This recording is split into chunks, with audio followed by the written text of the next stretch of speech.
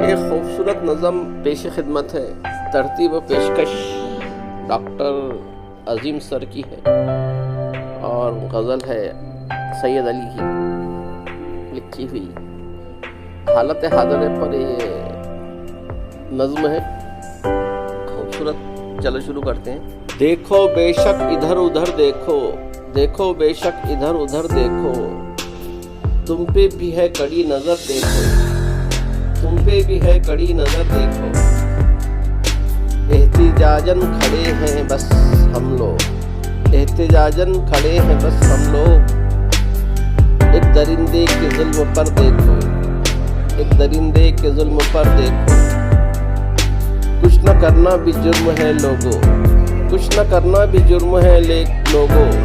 चश्म इंसाफ से अगर देखो, चश्म इंसाफ से अगर देखो। तीर पर तीर खा रहा हूँ मैं, तीर पर तीर खा रहा हूँ मैं। मुझको देखो मेरा जिगर देखो, मुझको देखो मेरा जिगर देखो। कोई अहले नज़र नहीं मिलता, कवर चश्मी है किस कदर देखो। कवर चश्मी बोलते अंधापन, कवर चश्मी है किस कदर देखो।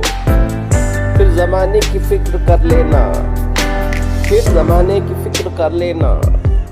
सबसे पहले तुम अपना घर देखो, सबसे पहले तुम अपना घर देखो।